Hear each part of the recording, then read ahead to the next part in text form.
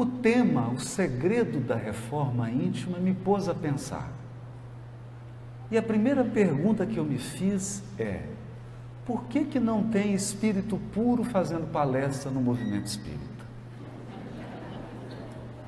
Porque o ideal seria que um anjo estivesse aqui nos ensinando os segredos da reforma íntima. Mas eu entendi que é uma reserva de mercado. Se os anjos se meterem a fazer palestra e fazer as atividades espíritas, nós não teremos nenhuma oportunidade de servir, porque eles vão ocupar todas as frentes de trabalho e não haverá mais serviço para nenhum de nós. Então, já quero pedir desculpas, porque quem vem aqui falar sobre os segredos da reforma íntima é alguém que ainda não a realizou. É alguém também que está em luta com as suas próprias imperfeições, e é alguém que está buscando também a própria reforma íntima sob as luzes do Evangelho e da doutrina espírita. Mas o primeiro segredo da reforma íntima é o seguinte: imagine que você vá a Guarulhos, pegue o avião, e depois que o avião decolar, o comandante diga: teremos que fazer um reparo. No ar. Reforma íntima, então, é fazer o reparo de um avião que já decolou. Nós precisamos ter consciência disso. Você não vai paralisar a sua evolução para fazer a reforma íntima. Você não irá abandonar o seu espaço, seu ambiente de dever e de trabalho para poder se melhorar. E o fato de ser imperfeito não é uma desculpa para você abandonar o seu dever. Porque Deus não espera que você se torne perfeito para fazer o que tem que fazer. Porque sabe que é fazendo o que você tem que fazer que você se torna perfeito. A nossa vida, a nossa encarnação é o meio do nosso aperfeiçoamento e precisamos ter consciência disso, muita consciência disso. De modo que, se você está aguardando ser melhor para trabalhar, a notícia não é boa. É melhor você trabalhar e aguardar ser melhor. Porque à medida que você trabalha, o trabalho age em nós mesmos. E sem que você perceba, a cada dia de trabalho na seara do Cristo, você se tornará um espírito melhor. Esse é o segredo. É por isso que Jesus, quando encarna e escolhe a manjedoura e a aldeia de Belém, já começa nos dando a lição grandiosa do Evangelho. A grande lição: não importa de onde você veio, não importa de que situação kármica você está vindo, não importa a quantidade de imperfeições que você ainda carrega, porque o ponto de partida não é o que vai definir seu ponto de chegada. Nós somos espíritos imortais, criados para a felicidade e para a pureza. Portanto, o nosso destino é a pureza, é a bem-aventurança espiritual. De modo que, se você começa no mínimo, começa realizando imperfeitamente, você está também partindo da manjedoura. E a manjedoura é ponto de partida para aqueles que adotaram o Evangelho como roteiro espiritual. É preciso alcançar essa compreensão. Mas Jesus também deixa uma plataforma, não uma plataforma política, uma plataforma divina. 3 orações. Glória a Deus nas alturas, paz na terra, boa vontade para com os seres humanos. pensando nesse grandioso projeto que foi a vinda do nosso governador espiritual Jesus ao orbe, nós ficamos meditando. Na governadoria espiritual do orbe, Jesus conta com assessores divinos, espíritos puros, que já construíram a glória espiritual nos seus próprios corações. Espíritos que representam altas inteligências e espíritos que apresentam um potencial inimaginável de sentimento, de amor e de pureza. Por que então Jesus não trouxe a sua equipe com ele? Poderia ter selecionado 12 espíritos puros e trazido para que eles fossem apóstolos. Poderia ter escolhido 3.000 anjos para encarnarem na Galiléia. E então, imagine como seria o trabalho. Seria um trabalho sem dificuldades, sem imperfeições, sem falhas. Um trabalho que fluiria sem nenhum problema. Mas eu te pergunto sinceramente, você se identificaria com essa equipe? Você já imaginou o que é conviver com uma pessoa que não tem defeito? Às vezes a pessoa fica sonhando para encontrar alguém perfeito para casar. Se você encontrar alguém perfeito, deixa essa pessoa lá, não vai levar infelicidade para ela. Imagina o que é uma pessoa perfeita do seu lado. Você ofende ela, ela te desculpa. É você que vai sempre errar. É irritante isso. Porque o gostoso da convivência é dividir. Uma hora você erra, outra hora o outro erra. Não é? Às vezes dá briga. Você fala, agora é minha vez de errar. Não é? Agora é minha vez de ser grosseiro. Então nós vamos revezando nas imperfeições. Não haveria identificação com os cooperadores do Cristo se eles fossem perfeitos. E talvez você não estaria aqui, não se identificaria com o palestrante se ele fosse perfeito. É porque nós somos iguais. É porque nós estamos na mesma caminhada. É porque nós também ansiamos pureza e paz, aperfeiçoamento, que nós nos identificamos. Nos identificamos porque estamos na caminhada. É como correr com um maratonista, que você sabe que o mais importante na maratona não é quem chega primeiro, é chegar, é correr. E nós todos aqui estamos nessa caminhada.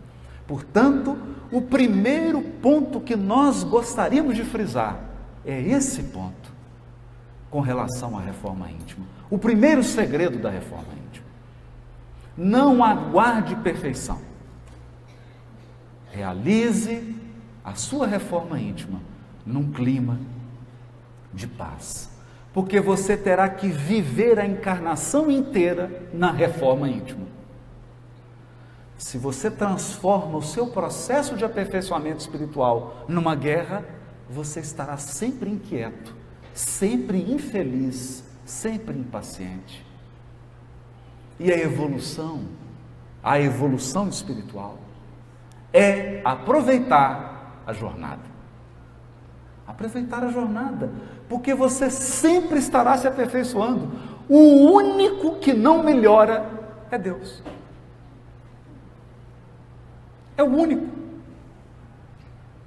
Deus é imutável. Então, Deus está fora da reforma íntima. Ele já é perfeito para sempre e constante. Nenhuma criatura o é. É por isso que quando o doutor da lei indaga Jesus com um elogio assim, bom mestre, Jesus pergunta para ele, por que você está me chamando de bom? Bom? Só o Pai. Nós estamos no caminho da bondade. E aí então surge a mensagem do Dr. Bezerra de Menezes chamada A Diferença. O Dr. Bezerra de Menezes estava falando para um público no mundo espiritual. E alguém espírita fez uma pergunta ao Dr. Bezerra de Menezes. Dr. Bezerra de Menezes, eu não aguento mais esse movimento espírita. Eu não aguento mais os espíritas. Mas para falar a verdade para o senhor, eu não aguento mais a mim mesmo. Eu já não me aguento mais. Deixa eu explicar para o senhor por quê. Porque eu ainda sou invejoso. Pelo menos ele era sincero, né? Eu ainda tenho maldade dentro de mim. Eu sou ciumento. Sou às vezes nervoso e irritado. Às vezes eu falo mal das pessoas. Às vezes eu prejudico. Portanto, eu não estou preparado para esse trabalho que o Senhor está nos convidando a fazer.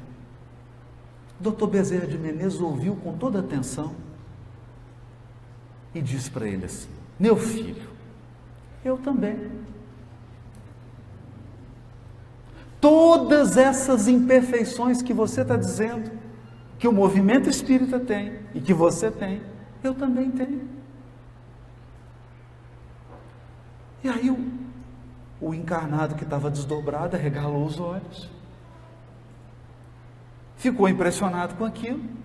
Mas aí o Dr. Bezerra de Menezes disse, mas há uma diferença. Uma diferença. Aí, qual que é a diferença, Dr. Bezerra de Menezes?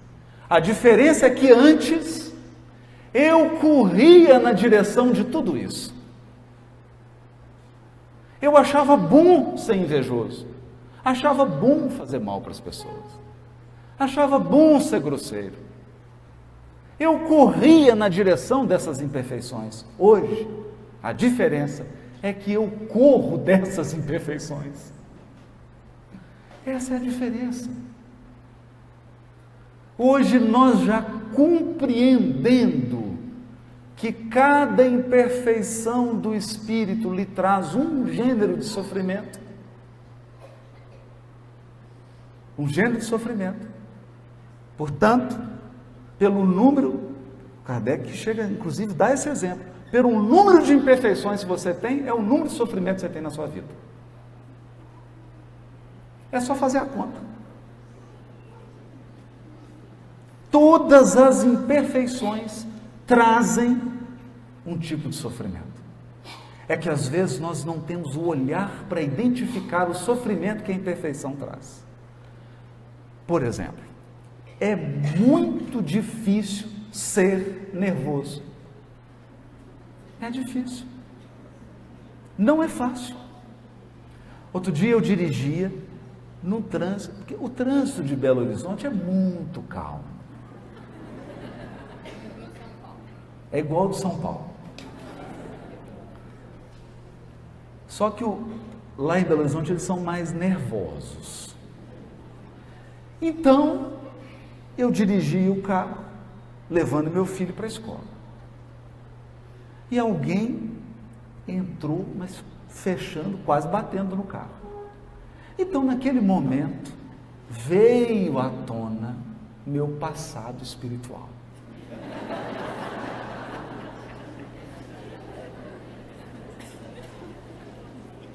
Eu esqueci da atual vida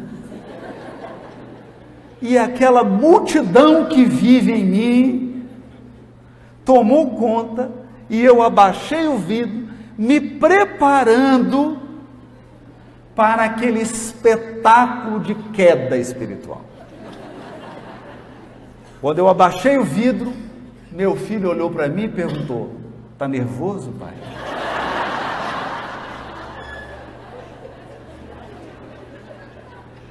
E aí eu olhei para ele, pensei no que ia dizer e só balancei a cabeça. Sabe o que ele disse? É bom ter um fiscal em casa. Ele olhou para mim e disse assim: "E se ele for alguém que vai nas suas palestras?"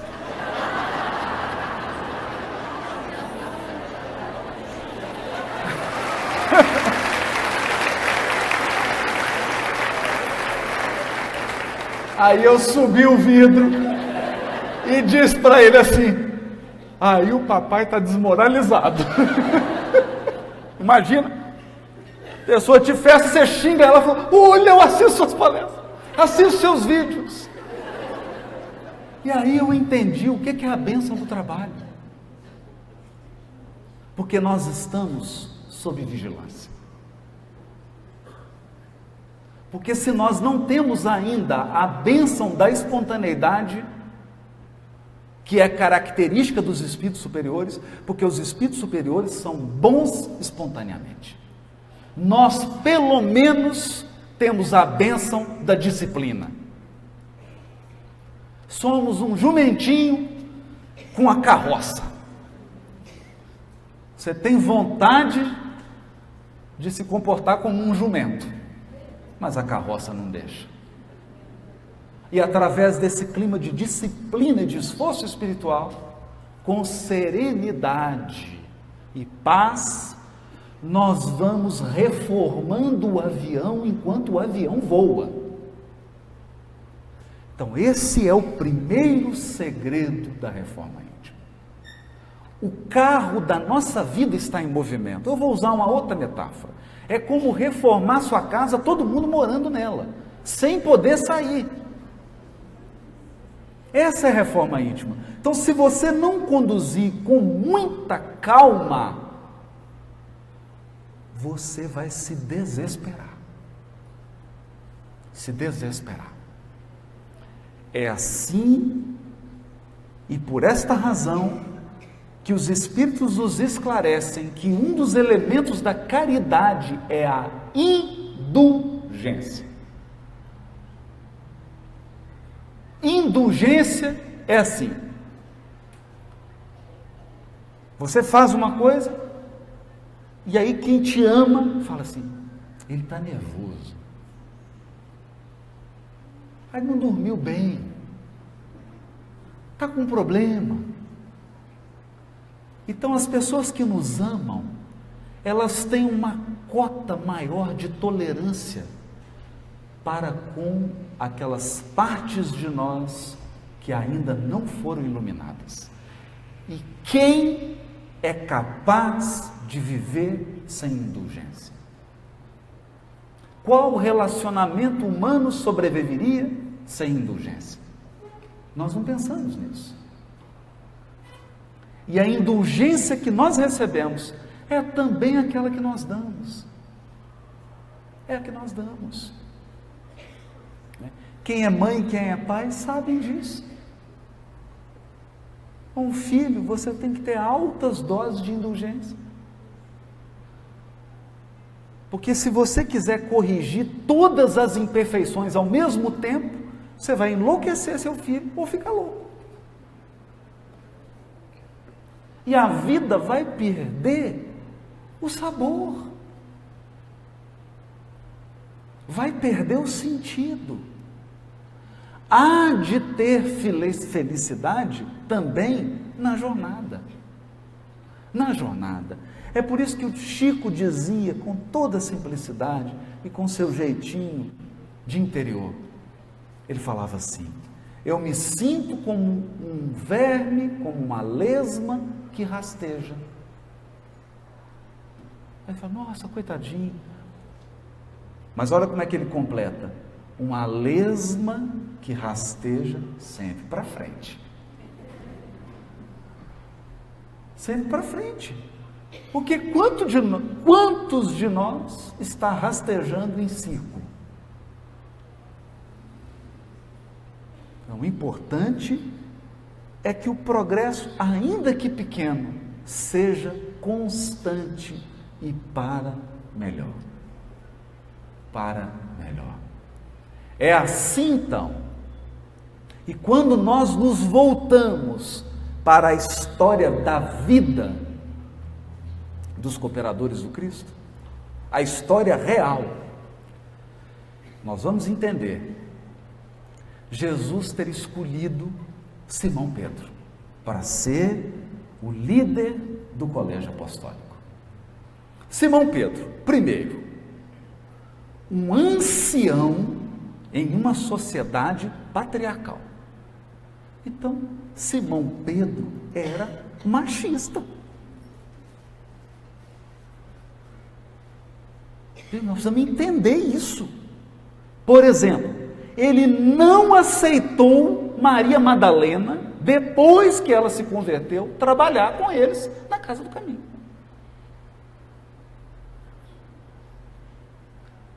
Maria de Magdala se converteu, passou a cooperar, foi ela a primeira a receber de Jesus a mensagem da imortalidade da alma, mas ela procurou trabalho e falou: Maria, não tem jeito, teu passado te condena, e aí você fica aqui convivendo com a gente, não dá, aqui nós não podemos te aceitar. Não teve jeito, ela teve que buscar trabalho em outro local. Simão Pedro era nervoso, bravo. Quantas vezes ele se precipitou? Quantas vezes? A ponto de Jesus chamar a atenção dele. Muitas vezes. Quantas vezes ele, porque nós falamos do caso especial de Simão Pedro, porque Simão Pedro era o seguinte: ele acordava, ia tomar café, Jesus estava com ele, do lado, tomando café com ele. E pescador toma café cedo, vocês sabem disso. Ele ia para o barco pescar, Jesus estava na beira do lago. Ia almoçar, Jesus estava almoçando com ele. Jesus dormia na casa dele. Isso durante 3 anos. E no entanto, ele teve dúvidas no momento em que Jesus caminhava sobre o lago. Teve dúvida. Titubeou. E no momento mais importante, ele, todo corajoso, porque ele era também impulsivo e impetuoso, ele disse: mestre, eu jamais vou te trair, né? Jamais. Aí Jesus olhou e falou: Simão, o dia não vai nem amanhecer, você vai me negar, não é uma, não, são 3 vezes. E quando ele pronunciou a 3ª negação, aí que ele entrou no verdadeiro processo da reforma íntima, que é quando você se enxerga do tamanho que você é. Do tamanho que você é. Porque os nossos olhos, eles têm uma característica, o olho do encarnado tem uma característica curiosa. A gente sempre aumenta a gente e diminui o outro. É engraçado isso, né? Então, experimenta para você ver. Você olha para você no espelho, você se vê sempre maior do que verdadeiramente é.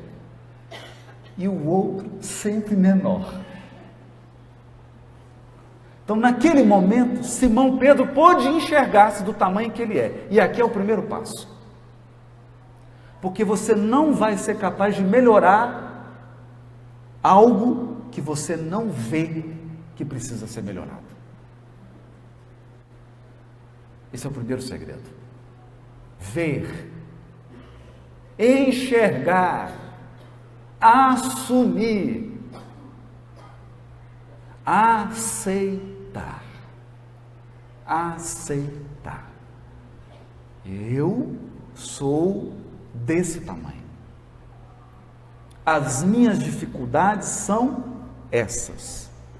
Essas são as minhas lutas, essas são as minhas lições. Esse é o primeiro passo.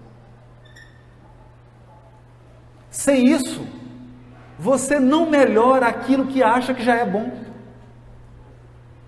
Era o caso de Simão. Mas o mais importante é que a escolha de Jesus nunca se baseou no fato de Simão ter ou não ter imperfeições. Jesus sabia que ele tinha imperfeições e mesmo assim o elegeu para ser o líder dos apóstolos e elegeu antes de Simão ter negado, sabendo que ele iria negar. Aqui então vem o segundo ponto que nós precisamos entender. Nós precisamos entender isso aqui. Eu vou agora pedir para as mães aqui pensarem em algo. Quando seu filho ou a sua filhinha não sabiam andar ainda, você amava menos do que hoje?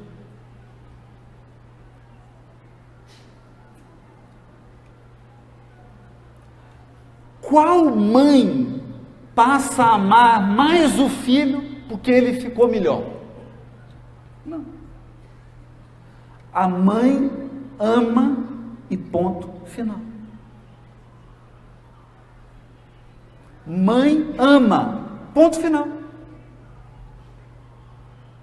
A experiência mais maravilhosa que eu tive na vida com relação a isso foi quando eu estava à frente de uma vara criminal, presidindo, coordenando a cadeia pública de uma comarca.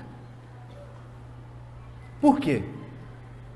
Porque aí eu me dei conta de que todos os presos, na sua maioria, né, claro, tem mãe.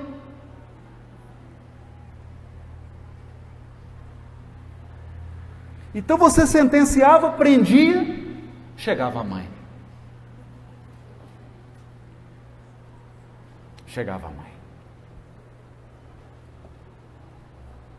E aí eu pude testemunhar o que é realmente o amor. O amor. Porque o amor verdadeiro, ele não espera que o ser amado seja perfeito ou que ele melhore para amar. Isso não é amor, isso é concurso. Isso é concurso. Você fala, não, fica melhor, porque aí você faz a prova, vai ter um desempenho. O amor não aguarda desempenho. O que isso quer dizer? Isso quer dizer que você já é amado, ponto final. Você sempre foi amado. Sempre. E não há nenhuma tolice, não há nenhuma estupidez, não há nenhuma maldade, nenhuma crueldade que você vai ser capaz de fazer que vai diminuir 1 centímetro no amor que Deus tem por você. Então, não perca seu tempo de provocar Deus. Tudo que você fizer de bobagem, de loucura, de crueldade, só vai trazer sofrimento para você. Mas o amor de Deus não vai mudar nada. Nada. Você não tem que virar um anjo para ser amado. Você já é amado.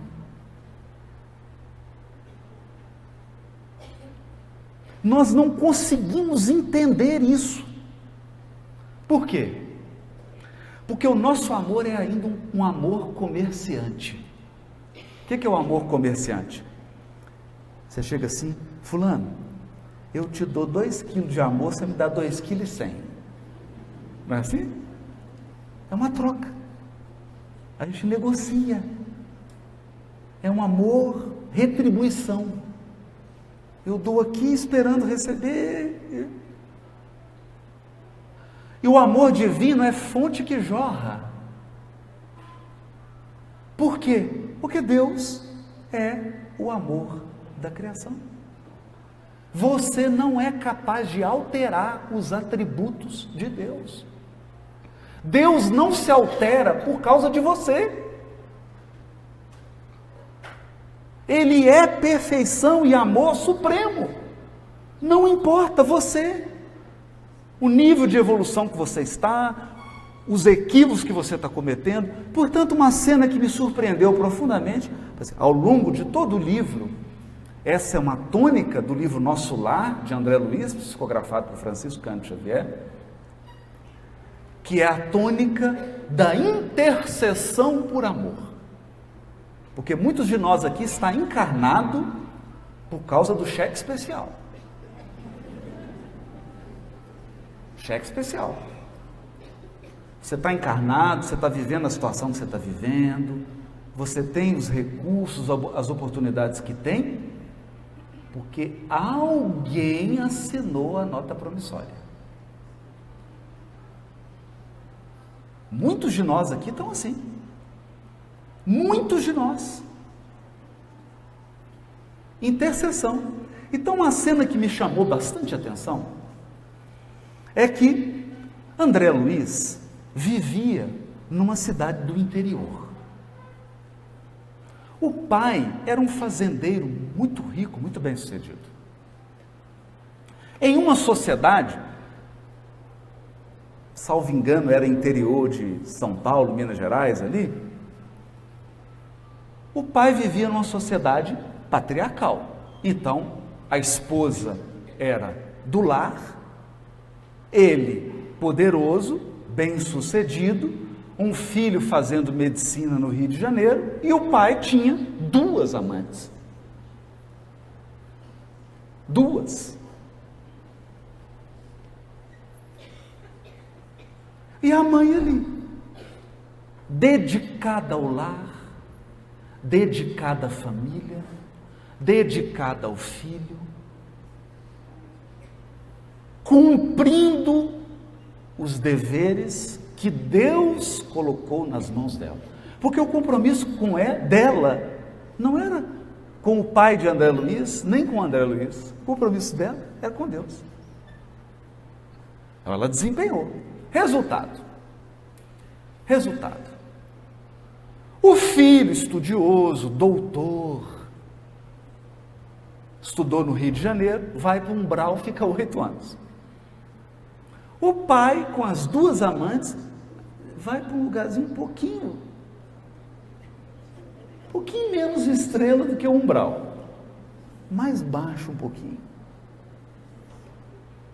com as 2 amantes, claro. E a mãe? A mãe vai para uma colônia superior ao nosso lar.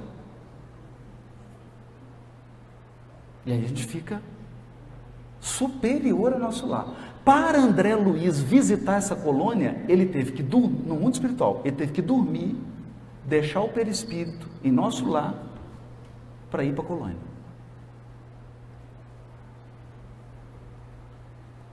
Vê a mãe. Alguns minutos, porque a mãe estava muito feliz, porque era o primeiro dia de trabalho dele. Olha que lindo isso. E aí a história se desenrola, sem querer. Bom, quem não leu o livro, vou ter que dar um spoiler aqui. Me desculpe, vou ter que contar, estragar a leitura um pouquinho do livro. Mas ele fica muito preocupado, porque ele passou então a buscar ajudar o seu pai a sair daquela situação, porque é um filho muito grato ao pai. Afinal, ele se formou, teve tudo que um pai amoroso. Ele não era um bom marido, mas era um bom pai. E o André Luiz tentando de tudo, aí um dia ele chegou para a mãe e falou: mãe, não tem jeito, não consegui ajudar o papai. E ele não consegue sair de lá, mãe. Interessante isso, né? Às vezes a gente não consegue sair das dificuldades, não é por falta de ajuda, não, é por teimosia. Não conseguia. Aí a mãe de André Luiz faz a revelação do livro. Não se preocupe, meu filho, a situação já está equacionada. Eu vou voltar à terra. Mãe, mas a senhora vai voltar? Como assim, mãe? Vou voltar e vou receber seu pai de novo como marido. Aí as mulheres já ficaram, nossa, e agora, né? E aí o André Luiz também, né? Querendo fazer a pergunta que todo mundo aqui está querendo fazer. E as duas? Ela falou assim: vou recebê-las como filhas.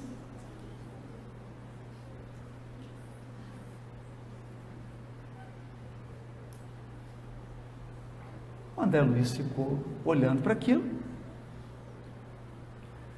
E aí nós entendemos os mecanismos de amor da justiça divina.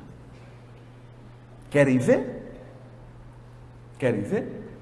Ele vai casar, o pai de André Luiz, já deve estar aí encarnado já. Né?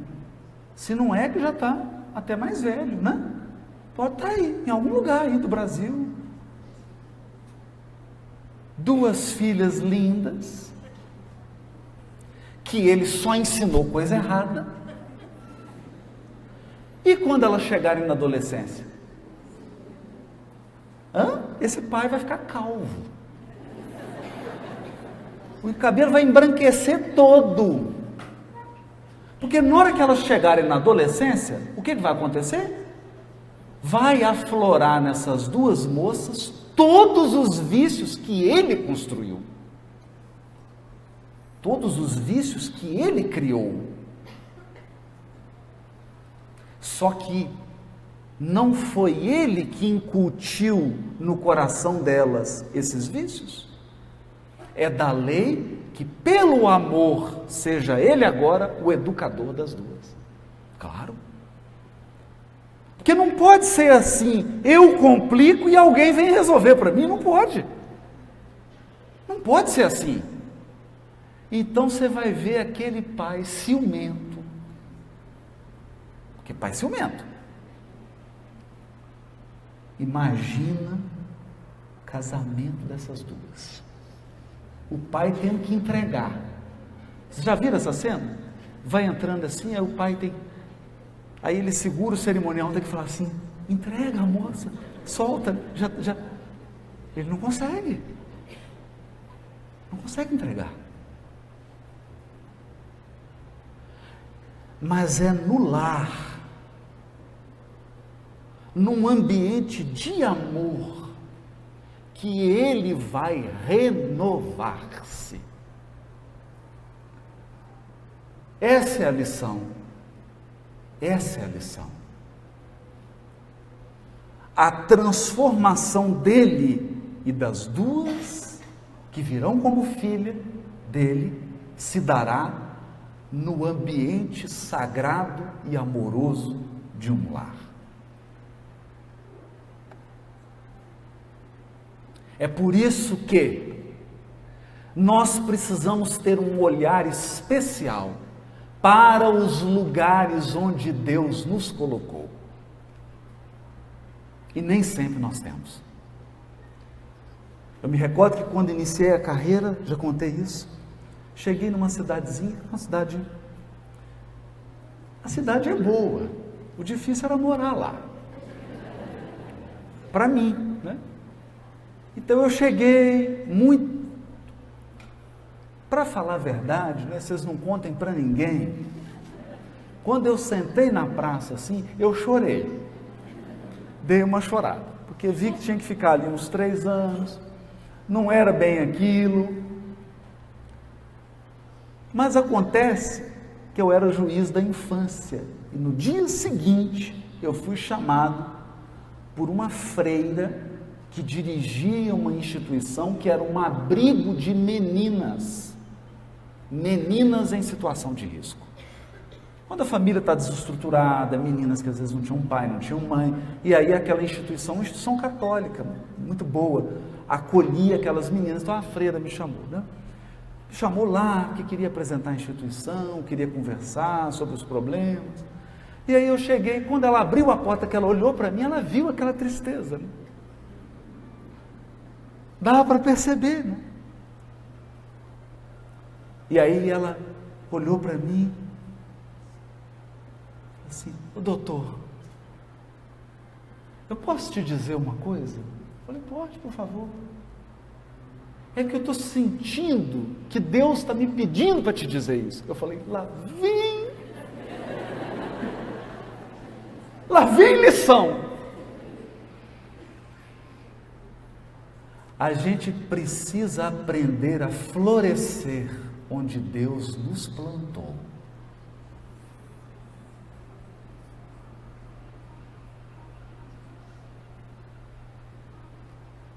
E eu fiquei sem fala. Falei, senhora tem um café aí? Mineiro, quando está em dúvida, quando não está também, toma um café. Pediu um café. Aprender a florescer onde Deus nos plantou. Esse é o segundo segredo da reforma íntima. Não espere o jardim ideal para você florescer.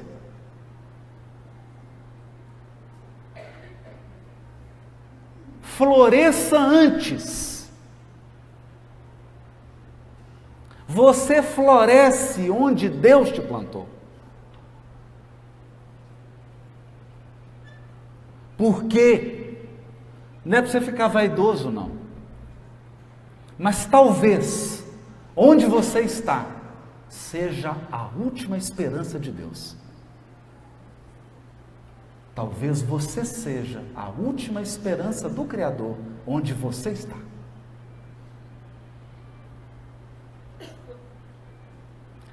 Ele conta com você. E é através de você que virá a renovação. Nós vamos entender isso. Precisamos compreender esses mecanismos da vida. E é ali cooperando, onde você não acha que é o melhor. Fala, mas logo aqui, meu Deus, só me põe logo aqui, nessa situação. Eu me recordo que quando cheguei na mocidade, eu trabalhava, há 35 anos atrás. Aí participei de campanha do Quilo, passe, tudo quanto é, coordenei mocidade, tudo quanto é tarefa. Todas as tarefas que existem numa casa espírita, eu participei.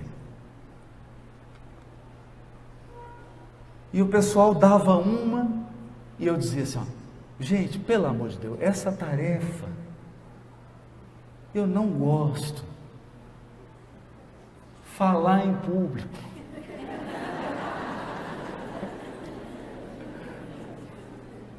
Eu não gosto de falar para público grande. Dizia isso. Hoje, eu tenho que ouvir todas as minhas palestras. Todas. Eu sou o primeiro a ouvir a palestra. E às vezes acaba a palestra e eu fico refletindo. Puxa vida, o que é? Porque o primeiro ouvinte sou eu. Ontem eu vivi uma situação que é maravilhosa. Cheguei em Santos e o pessoal colocou algumas frases de palestras minhas e eu falei assim, nossa, podia anotar isso aí. Gente, quase que eu tirei uma foto para gravar. Para gravar. Porque você fala inspirado, depois o Espírito vai embora. Depois você tem que ouvir de novo. Às vezes eu sento lá em casa põe o DVD, ou liga no canal Evangelho Espiritista e fala, vou assistir uma palestra desse Haroldo. Vou lá com uma palestra, nossa, deixa eu anotar aqui que eu vou usar isso numa palestra minha. Porque essa é a bênção da doutrina espírita. Mas o que eu estou tentando dizer é, floresça. Floresça. Floresça. Não escolha tanto lugar. Até porque nós não temos controle assim das circunstâncias. Mas uma coisa está nas suas mãos. O poder de ser o melhor que você pode ser, o poder de florescer.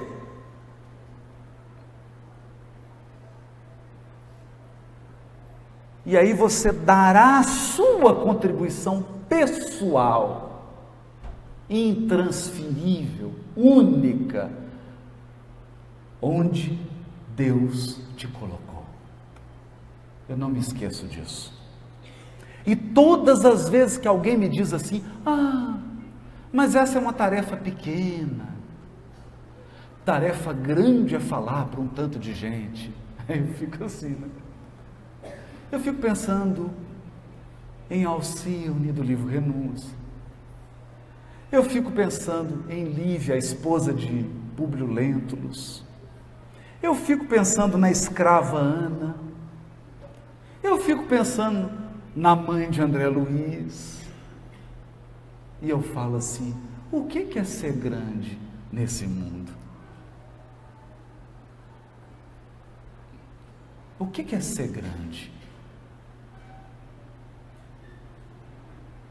Diante desses espíritos, que aos nossos olhos preconceituosos, aos nossos olhares distorcidos, acreditam que essas pessoas viveram uma vida pequena e hoje são elas almas iluminadas. Por quê? Porque floresceram com todo o potencial onde foram plantadas. Onde foram plantadas. Um segredo é, ninguém é fiel no muito se não foi fiel no pouco. Se você não floresceu no pouco, você não vai florescer no muito. E Deus não está preocupado com o tamanho, sabe por quê? Porque nós sempre seremos pequenos para Deus. Sempre seremos pequenos. Você fala assim, não, trabalho grande é um trabalho que tem alcance mundial. Mundial do quê? De um planeta? O que é um planeta para Deus? Nós sempre seremos pequenos para Deus. Mas Deus não está preocupado com tamanho e quantidade, está preocupado com qualidade. Qualidade é a qualidade do seu gesto. Porque a pessoa caridosa, ela é caridosa dentro de casa com 4 pessoas, com 5, com 6, com 2. Ela é caridosa. Não precisa de uma multidão para ela mostrar a caridade dela. Basta um. Nós vamos alcançando isso. Agora, eu queria falar aqui de umas armadilhas da reforma íntima. De umas armadilhas. Já falamos aqui de alguns passos. Humildade, reconhecer a imperfeição, fazer a reforma íntima com paz, com tranquilidade, porque você está reformando um avião que está voando. O avião não vai parar e pousar para você reformar. Não é assim que funciona. A gente reforma enquanto vive, a gente vive e se melhora, A gente trabalha e fica melhor. Você não fica melhor para depois trabalhar. Não é assim. De jeito nenhum. Mas aqui tem uns segredos que nós precisamos ficar atentos. O foco da nossa reforma íntima deve ser 3.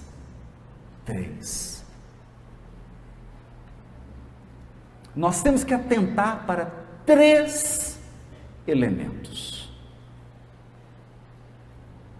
O primeiro é o egoísmo.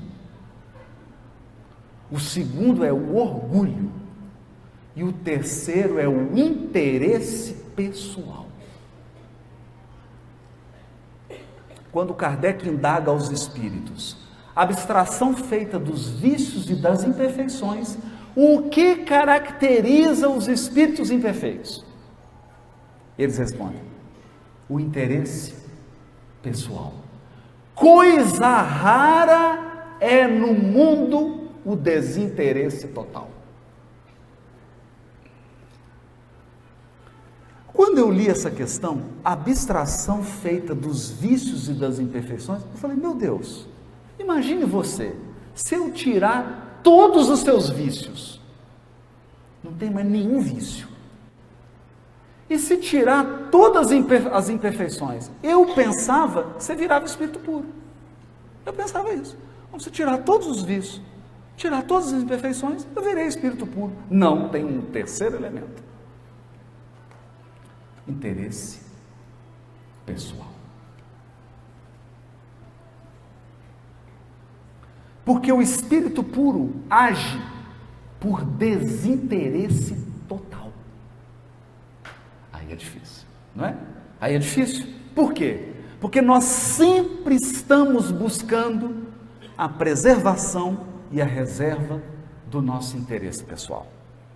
Então, na Grécia desenvolveu-se um mito de um jovem muito belo, que um dia embrenhou-se numa mata e, olhando um lago, ficou tão apaixonado pela imagem dele no lago, que ele acabou caindo no lago para buscar essa imagem, e morreu, e brotou naquele lago uma planta que leva o seu nome, Narciso. Então, Narciso era alguém encantado com a sua própria imagem. Alguém apaixonado pela própria imagem. E Emmanuel comenta no livro Fonte Viva, no capítulo 101, uma mensagem curiosa, que eu gostaria de trazer aqui para a nossa reflexão sobre reforma íntima. Essa mensagem se chama A Cortina do Eu. A cortina do eu. O nosso eu, o nosso ego, é uma cortina que impede a nossa visão da vida. O que significa isso? Nós somos apaixonados por nós mesmos.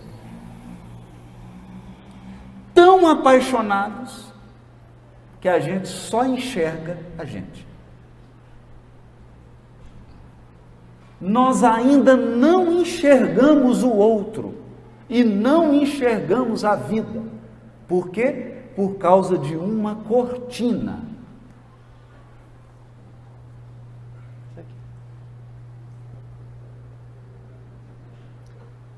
É a cortina do eu. E Emmanuel diz assim: em verdade, ele dita essa mensagem comentando o versículo 21 do capítulo 2 da carta de Filipenses. Na carta de Filipenses, Paulo de Tarso escreve: pois procuram atender os seus próprios interesses e não os interesses de Jesus Cristo. Paulo aqui comentava sobre os maus trabalhadores. Ele falava dos servidores imperfeitos da seara do Cristo. E aqui ele dá a característica da imperfeição desses servidores. Esses servidores trabalhavam para Jesus, amavam Jesus, aplaudiam Jesus. Você fala o nome de Jesus, ele arrepia, ele chora, ele fica emocionado. Mas então por que ele é um servidor imperfeito? Ele é um servidor imperfeito porque ele busca seus próprios interesses. Ele não está buscando os interesses do Cristo. Então Emmanuel descreve assim: em verdade, estudamos com o Cristo a ciência divina da ligação com o Pai. O que nós estamos fazendo aqui hoje, nesse calor, num sábado à tarde? Podia estar numa sorveteria, com uma bermuda. Estamos aqui ouvindo reforma íntima, doutrina espírita, evangelho. Por quê? Por que nós estamos aqui? Sabe por quê? Porque nós estamos aprendendo com Jesus a ciência divina da ligação com Deus. Essa é a mensagem central do Evangelho. O Evangelho quer que nós estejamos em comunhão com Deus, porque o dia que você atingir a comunhão com Deus, você nunca mais se sentirá sozinho, você nunca mais sentirá solidão, você nunca mais sentirá desamparo. Você irá vencer qualquer dificuldade, porque sentirá Deus com você permanentemente. Você quer isso? Quer? Eu quero. Eu quero. Mas isso é uma ciência divina. Isso aqui demora muitas encarnações para você chegar nesse estágio, dessa comunhão com Deus. Primeiro você começa com internet de escada, que é pelo menos o estágio em que eu me encontro. De vez em quando dá sinal. Aí dá um pauzinho de sinal assim e eu consigo uma conexão com Deus. Aí eu fico animado, fico cheio de esperança, agora eu vou vencer, e aí o sinal cai. Geralmente na hora do download. Que é, você está com a conexão e você pergunta assim, o que eu devo fazer? Caiu o sinal. Oh, meu Deus do céu. Aí, você progride espiritualmente e consegue uma conexão 1G. Não é 1G não, é 1G. Já é uma conexão um pouquinho melhor. E aí você se aperfeiçoa, reencarna, sofre, luta, trabalha, e agora você tem uma conexão 2G. Boa demais. Você está passando ali e você consegue sentir a presença divina, consegue sentir o amparo, você sente a intuição, é por aqui que eu tenho que ir. E aí você se aperfeiçoa. E aí começa a participar do nível dos espíritos superiores, que é uma conexão 3G. Conexão 3G é uma beleza, gente. Você faz download, assiste vídeo no YouTube, vídeo longo. São aqueles espíritos que conseguem permanecer conectados por muito tempo. Por muito tempo. E eles emanam uma paz, uma certeza de que Deus está no comando. De que Deus está no comando. Então, eles progridem mais ainda. Aí vem a internet 4G. 5, 6. E de vez em quando aparecem uns espíritos que parece que tem uma antena só para eles. É conexão direta, sem queda, baixa um DVD em meio segundo Conexão. Mas é isso que nós estamos aprendendo. Nós estamos aqui num curso para melhorar nossa banda de internet. Nossa conexão. Conexão com Deus. Aí ele diz assim: por trás da cortina do eu, conservamos lamentável cegueira diante da vida. Por que que o nosso ego é uma cortina?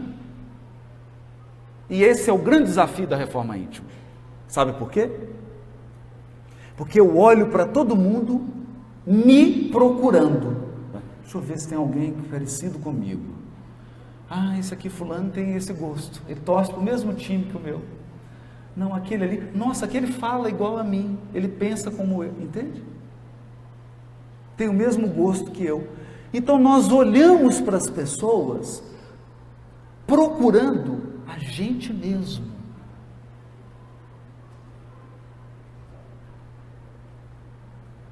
Esse é um desafio. Qual que é o desafio aqui? Não tem problema você procurar alguém que tenha afinidade. Isso é da lei. O problema não é esse. O problema é você desvalorizar quem é diferente de você. Esse é o problema. Porque quando você valoriza quem é diferente, você está dizendo que Deus errou, porque criou alguém diferente de você. Você fala assim, meu, por que que Deus não criou todo mundo igual a mim?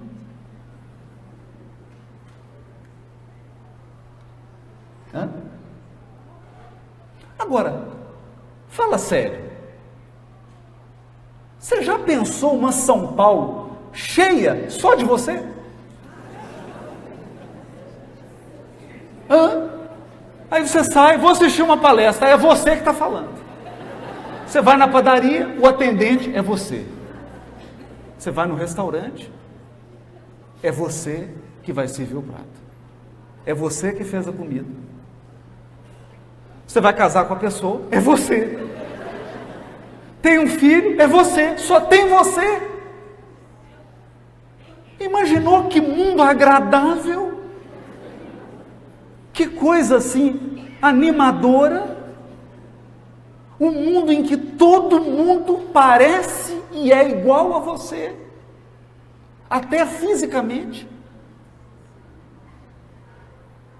O que ia acontecer? O que ia acontecer? Você não ia aguentar você. Então aqui a gente percebe que se nós estamos procurando comunhão com Deus, nós precisamos nos esforçar para entender a perspectiva de Deus. E aí eu volto aqui.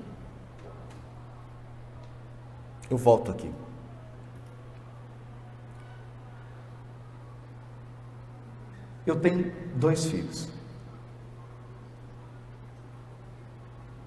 Agora você vai falar assim, escolhe um. Não escolhe. Não escolhe. Não escolhe.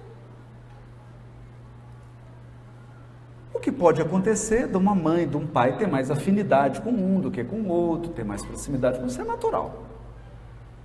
Mas dizer assim, que não gosta daquele porque ele não existe isso.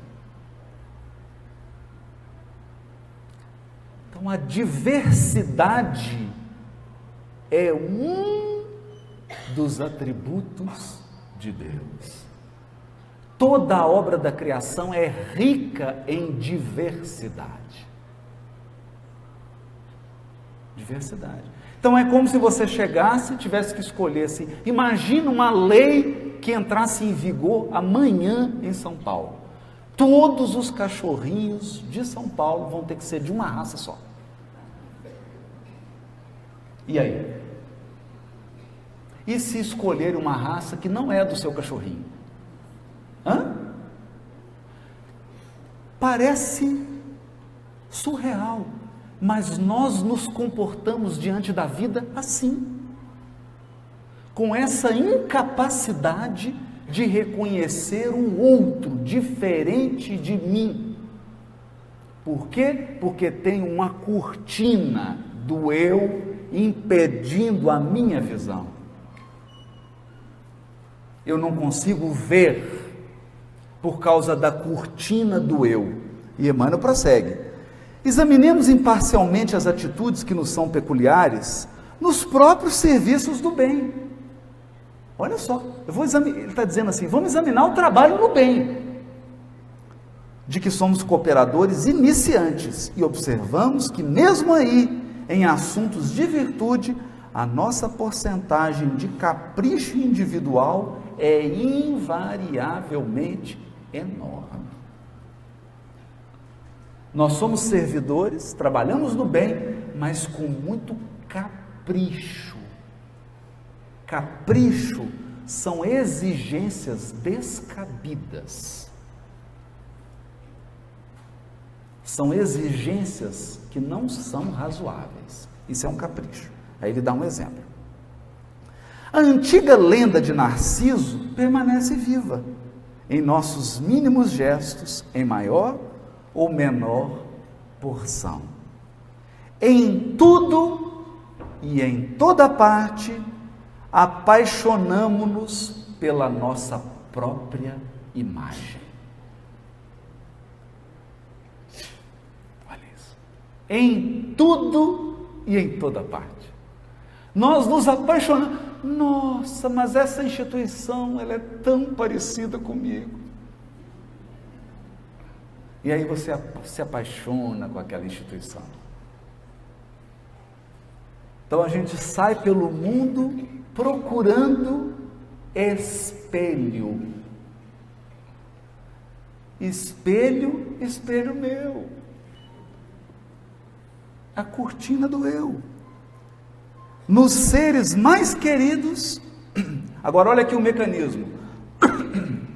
Amamos a nós mesmos, porque se os nossos familiares demonstram pontos de vistas diferentes dos nossos, ainda mesmo quando superiores aos princípios que esposamos, instintivamente enfraquecemos a afeição que lhes consagrávamos. O que significa isso? Enquanto a pessoa está pensando igualzinho a gente, nós damos afeição. Quando ela começa a pensar melhor, aí a gente retira a afeição. Instintivamente.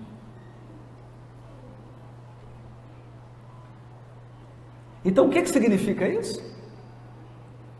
Significa um fenômeno muito curioso na reforma íntima. Quando você começar a melhorar, algumas pessoas vão passar a te amar menos. E essas pessoas são as mais próximas de você. Por quê? Porque enquanto você era igualzinho a elas, o amor jorrava como uma cachoeira. Aí você melhorou,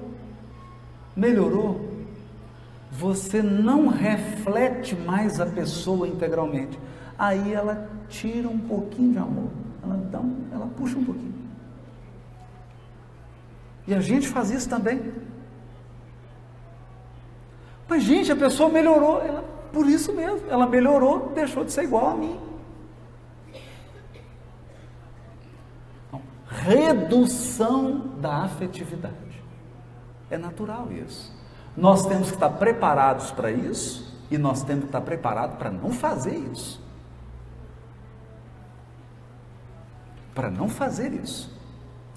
A nossa dose de amor deve permanecer constante. Mesmo que o outro mude para pior ou para melhor.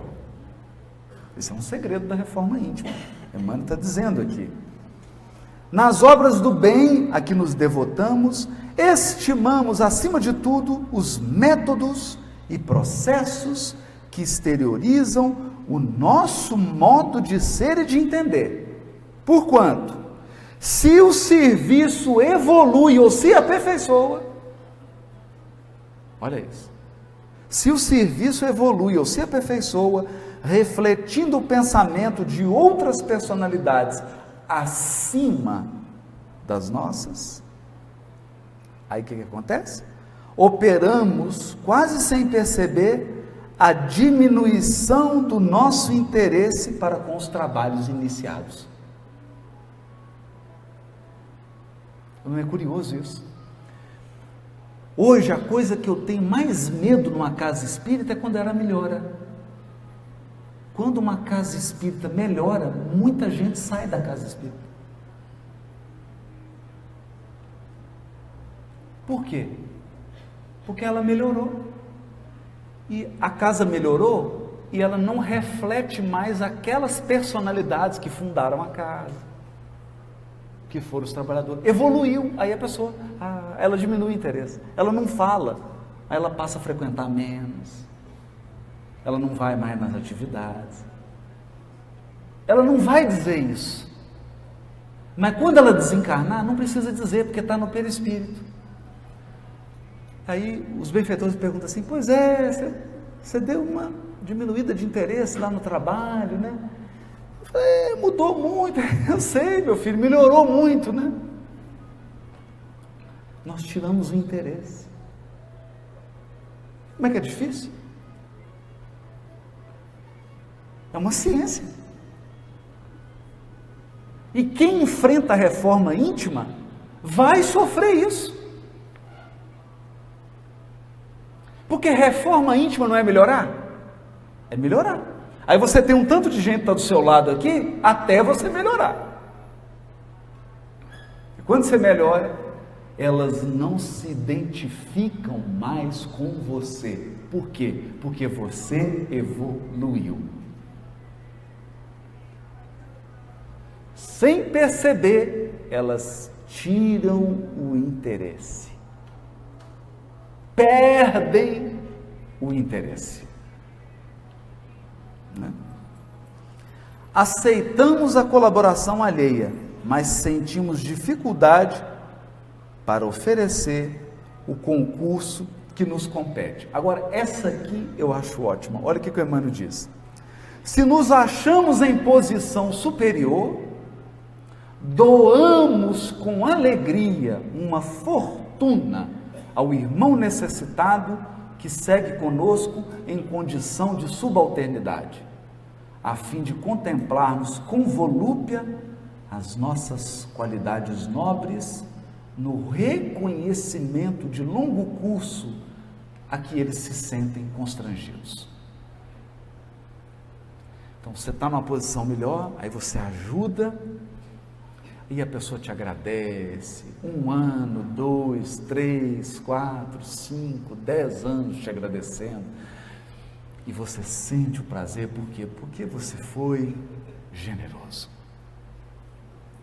Mas, raramente, concedemos um sorriso de boa vontade, ao companheiro mais abastado ou mais forte, posto pelos desígnios divinos à nossa frente.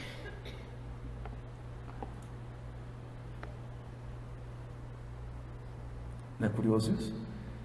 Então nós falamos assim, caridade. Vocês já perceberam que toda vez que a gente fala em caridade, a gente sempre imagina ajudando alguém?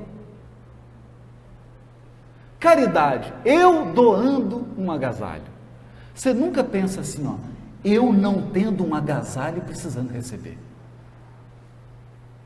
É difícil, né? Você pensa assim, ó, caridade, eu aqui no grupo espírita, atendendo corações que sofrem. Você não pensa, você deprimido entrando na casa espírita e alguém te ouvindo e te aconselhando.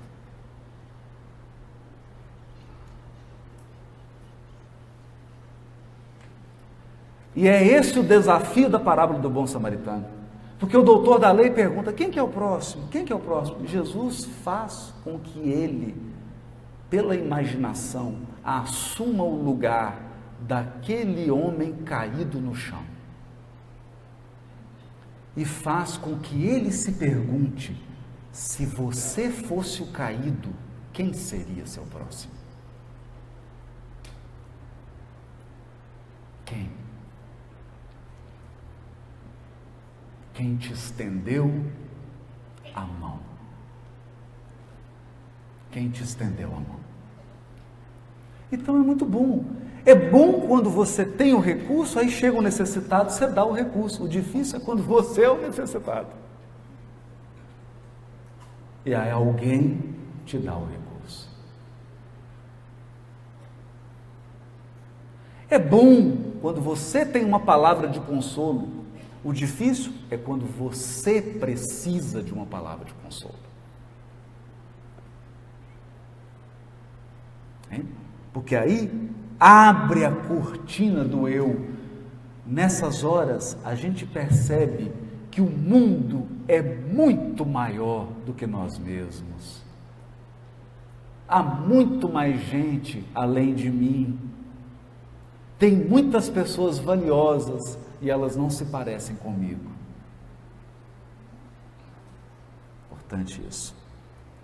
Em todos os passos da luta humana, encontramos a virtude rodeada de vício e o conhecimento dignificante quase sufocado pelos espinhos da ignorância. Por quê? Porque, infelizmente, cada um de nós, de modo geral, vive à procura do eu mesmo. Então, olha que triste isso.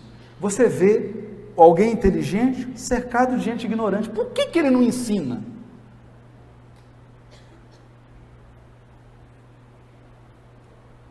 Por que ele não compartilha?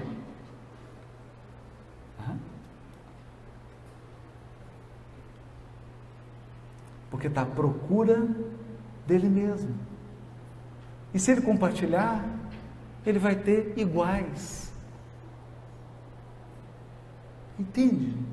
Então, essas são armadilhas que nós precisamos ficar atentos. Aí diz Emmanuel: entretanto, conclui a mensagem de um jeito assim, duro. Emmanuel diz: entretanto, graças à bondade de Deus, o sofrimento e a morte nos surpreendem na experiência do corpo e além dela. O sofrimento e a morte, arrebatando-nos aos vastos continentes da meditação e da humildade,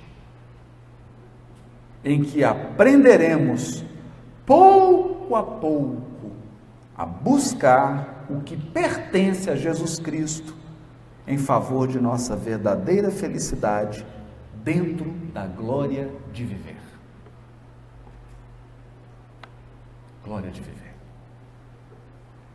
Então, a experiência da morte e a experiência da dor, do sofrimento, ela abre a cortina. Abre a cortina. Nós vamos dizer por quê.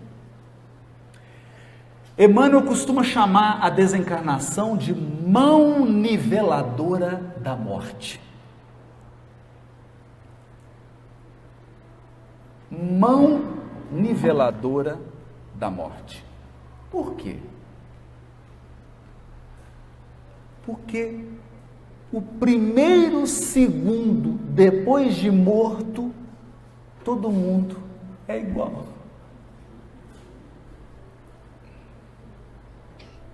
Todo mundo é igual. Você pensa assim: você acabou de desencarnar e fala: mas eu tenho 300 imóveis em São Paulo. Aí o guia diz assim: tinha. Não tenho. Tinha. Já estão dividindo no seu velório. No velório. É engraçado isso, né? No velório, vocês já viram divisão de bens em velório? Já tem isso. No velório já estão dividindo. No velório já estão divididos. E não é só bem físico não, hein? Tarefeiro espírita também. Desencarnou, no velório dele já estão pondo um substituto. Quem que vai assumir o trabalho dele? O sujeito está velando ainda. Está no velório. Quem que vai continuar? Então, a mão niveladora da morte não tem melhor, não tem pior, não tem igual, tudo igual. Nós desencarnamos igual. Igual. A única diferença é o aproveitamento da encarnação. Aí, por isso tem uma cena muito engraçada no livro Voltei. Essa cena é ótima. O irmão Jacó era doutrinador e bravo, que era um bravo, né, do início do século, sujeito realizador. Então ele conversava com os espíritos igual um doutrinador de reunião mediúnica que tinha lá na minha terra, lá no Vale do Jequitinhonha. Esse homem era tão bravo que um dia ele deu voz de prisão para um espírito. Você está preso! Bravo, né? Mas eu fiquei sabendo de um caso em Minas Gerais também, e o sujeito começou a dialogar com o espírito, o negócio ficou problemático, o espírito começou a insultar ele levantou, chamou o espírito para fora para brigar. Nós vamos resolver isso lá fora. Não é? Então o irmão Jacó era desse jeito, né? Conversava com os espíritos, ficava bravo e falava e apontava o dedo. E aí, gente, o irmão Jacó desencarna. E no velório dele foram os dois espíritos que ele doutrinava, que discutiu com ele na reunião. E os espíritos ficaram lá, esperando ele sair do corpo. E um comentando com o outro: pois é, agora eu quero ver a condição espiritual dele, que ele fala tanto, né? O irmão Jacó desprende do corpo. E cadê a luz, gente? Não tinha. Não tinha. Um homem poderoso, o Frederico Figner, ele foi o homem que trouxe o disco de vinil, dono da Odeon. Ele que trouxe o disco de vinil para o Brasil, uma fábrica. Era amigo pessoal de Thomas Edison, diretor da Federação Espírita Brasileira, quer dizer, um homem influente. Então lá os espíritos falam: agora não queremos ver, né? Tirar a prova dos nove. Aí, nossa, olha a luzinha dele, quase não tem luz. Aí um começou a rir e falou: está quase igual a gente. E na hora que o Frederico Figner olha para ele e vê que era aquela luzinha assim de neon, sabe aquela de pulseirinha? Aquela luz fraquinha. Ele fica deprimido. E é o Dr. Bezerra de Menezes que vem auxiliar. Não é? Então é bom a gente pensar nisso. É bom pensar nisso. Muito importante pensarmos nisso.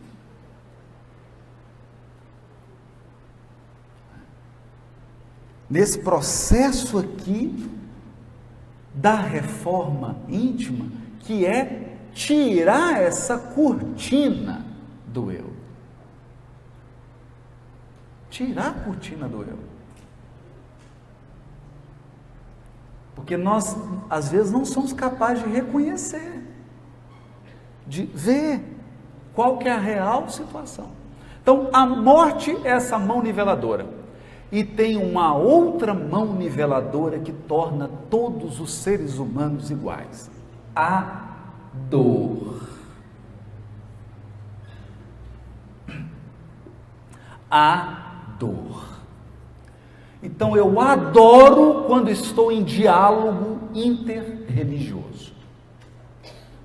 Aí tem assim, o pastor, o padre, a freira, a mãe de santo, o pai de santo, o espírita. Aí tem o judeu, o muçulmano, o budista, um leque de religiões. E aí eu gosto sempre de dizer, quando um evangélico enterra um filho, dói mais ou menos do que quando um espírita enterra? Dói igual. Se você é árabe e está no velório da sua mãe, dói a mesma coisa se você é católico, budista, espírita. Nada. A dor, diz o Evangelho segundo o Espiritismo, nos iguala.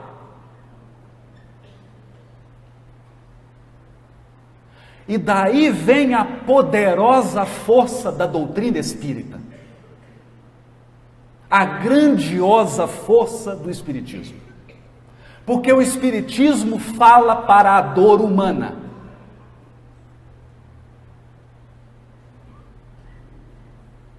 O Espiritismo não está preocupado se você é judeu, muçulmano, evangélico, católico, mãe de santo, pai de santo ou qualquer coisa.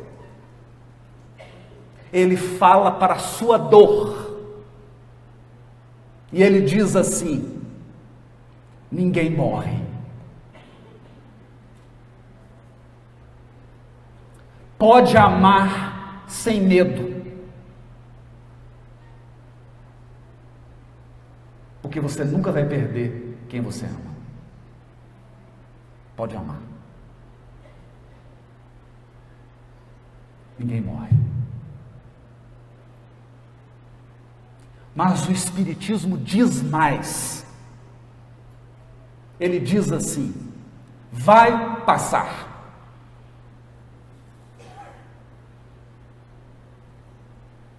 Vai passar. Não importa a tormenta que está causando um terremoto na sua existência, vai passar. Vai passar. Porque nós somos peregrinos da eternidade. Nós somos espíritos imortais em marcha. Uma marcha surpreendente. Cada trecho da jornada vai te deixar perplexo. Mas você vai sempre prosseguir. Vivo. Vivo. Por isso, a força com que o Espiritismo fala a todos os corações do planeta Terra, sem querer tirar ninguém da religião dele.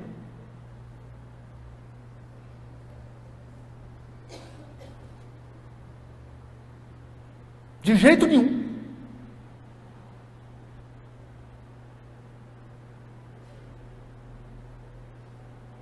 O Espiritismo vem apenas trazer um consolo para cada um no lugar onde Deus plantou. Porque às vezes o indivíduo nasceu para ser budista, ele vai ficar lá, deixa ele lá. O compromisso dele é lá, por que você está querendo tirar ele e trazer para o grupo espírita? Não faz isso, gente. Nós já estamos com tanto problema com os espíritas que a gente já tem. Não é? Mas ele leva a força consoladora. Por isso que ele é o Consolador prometido. Por que que o Espiritismo é o Consolador prometido? Porque ele diz assim: você não morre.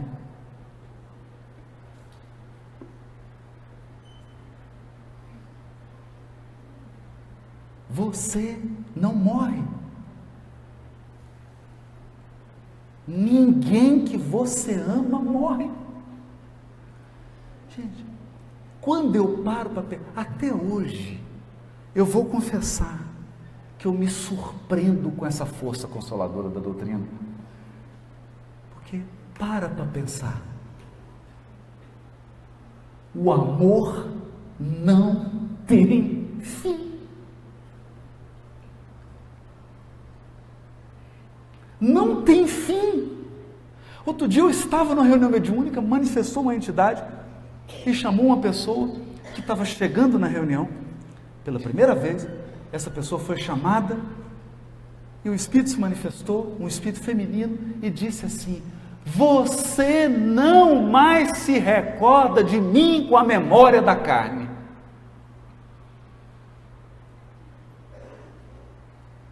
Agora, nesse corpo que você está, você não é capaz de lembrar de mim. Mas eu vim te dizer que eu te amo como uma mãe. E eu te avalizaria quantas vezes fossem necessárias. E eu não me esqueci de você. A pessoa ficou chocada. E aí o Espírito disse assim: olha que coisa linda. O que mais me dói é quando você diz ou pensa que está desamparado, porque eu nunca saí do seu lado.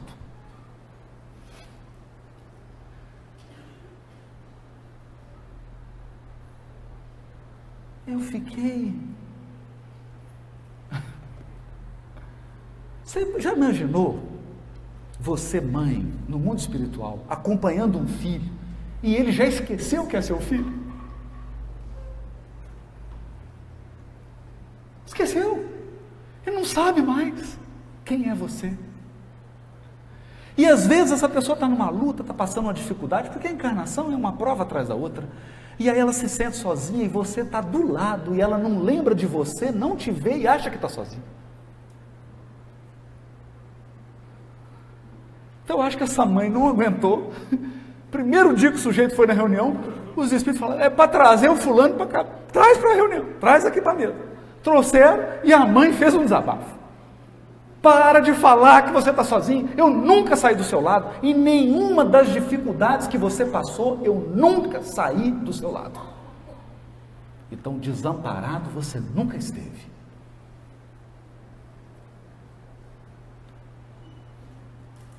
Para que eu vou te dizer mais alguma coisa? Para quê? O que eu vou te dizer mais? O que eu vou te dizer? Se há o triplo de público desencarnado aqui em relação a nós encarnados.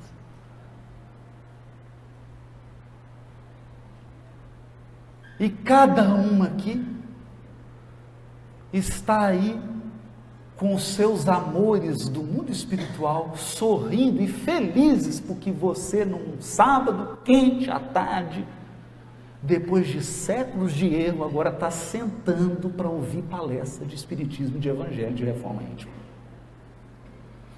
Tem gente no mundo espiritual que não está acreditando que isso está acontecendo.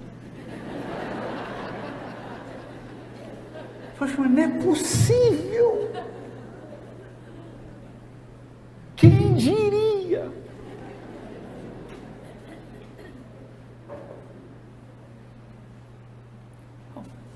É por isso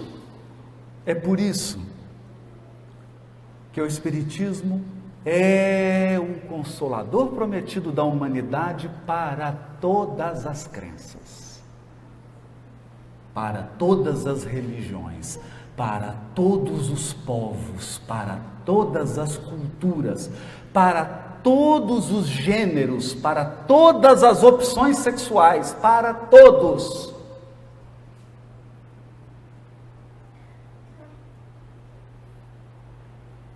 E, por fim, reforma íntima, sem essa certeza,